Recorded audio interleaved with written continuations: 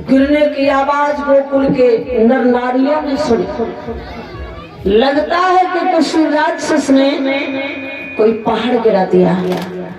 सब अपना काम धाम छोड़ के भागे। और देखो मैया को कुछ मालूम ही नहीं कि कारों पे अपने कब मट्ठा चला रही है कि गोपी खिला रही है ललाकू, तब तक काम कर लूं। अब जी का मालूम है का बवाल है कि मट्ठा कबू चला रही, कबू झाड़ू लगा रही, क्योंकि भाई काम की पर नहीं कि फिर लाला काम करने नहीं देगा।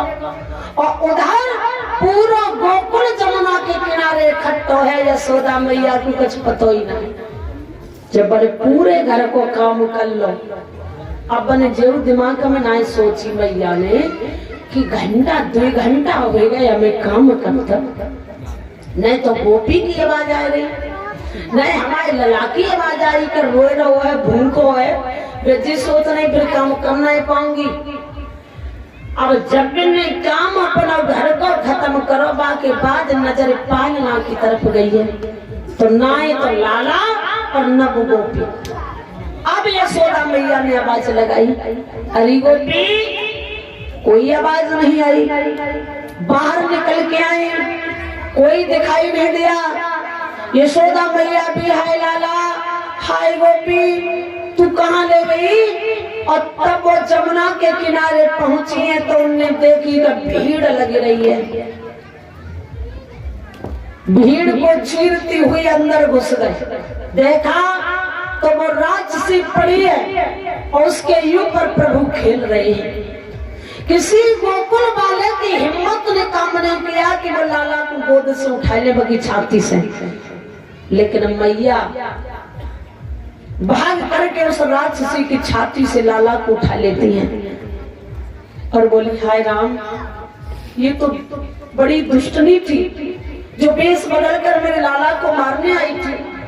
वो तो मेरे घर के देवी देवताओं ने मेरे लाला को बचा दो, नहीं तो जब मार डालती। इधर बाबा नंद जो थे वो वसुदेव से मिलने के लिए मथुरा गए थे। जब वो लौट रहे हैं तो उन्हें भी ये सुगंध हो रहे हैं, सोच रहे हैं पता नहीं गोकुल में क्या हो गया है। और जब गोकुल में आए तो ग्वाल वालों ने घेर लिया, बाबा तुम्हें क्या मालूम तुम्हारे जाने के बाद क्या हुआ।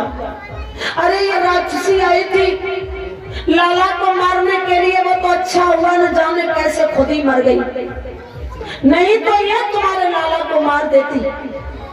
बाबा नंद बोले हैं तुम नहीं जानत हो, मारने वाला है भगवान, बचाने वाला है भगवान।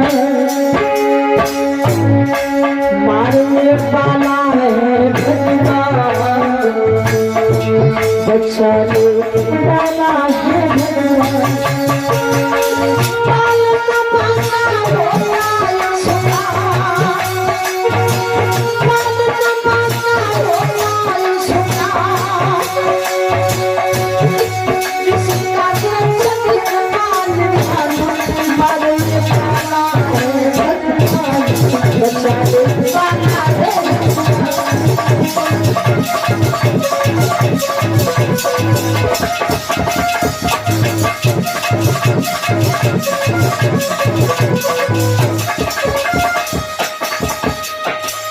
वही मारने वाला है वही बचाने वाला है। अब ऐसा करो लकड़ी कंडा इकट्ठे करो और जाको अंतिम संस्कार तो करना ही पड़ेगा।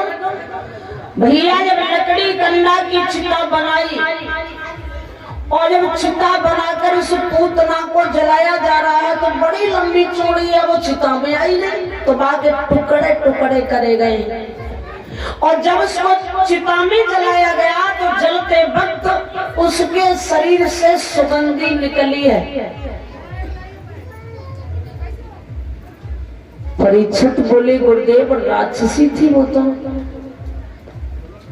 उसके अंदर से सुगंधी क्यों निकली।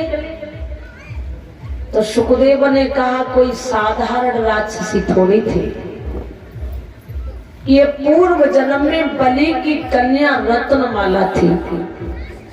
जब प्रभु वामन अंगुल का रूप धारण करके ये बलि के द्वारे पर गए थे तो छोटा रूप देखकर ये रत्नमाला के अंदर पुत्र भाव उत्पन्न हुआ था।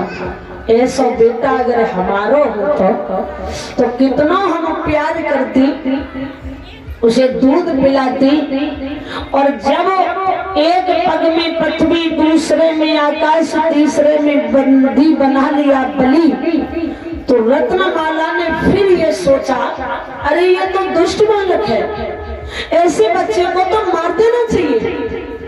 तब प्रभु ने उसकी दोनों ही इच्छाएं समझ ली कि तू मुझे बेटा भी बनाना चाहती है और मारना भी चाहती है, तो मैं तेरी दोनों इच्छा पूरी करूंगा। तेरा बेटा बन करके तेरा दूध भी पीऊंगा, और तू मुझे मार नहीं पाएगी, मैं तुझे मार दूंगा। तो प्रभु ने द्वापर में आकर के उस रत्नमाला जो पूतना बनी, उसकी दोनों इच्छाओं को पूर्ण किया है। श्रोताओ, मात्र 3 दिन के हुए थे प्रभु, और 3 दिन के अंदर में उस पूतना का वध किया था। उसके बाद 26 दिन के हो जाते हैं, करवट पालना में झूला झूल रहे हैं, घर में उत्सव मनाया जा रहा है। गोपीवाल सब बाबा नंद यशोदा मैया के घर में गोपियां दौड़ करके पालना के पास आती है, फिर काम में लग जाती है। तो यशोदा मैया कहती है, लाला मेरा जाग जाएगा, तुम तो चली जाओगी, मैं खिला नहीं पाऊंगी, इसलिए लाला को सोने दो, तब तक गोपियों काम खत्म कर लो।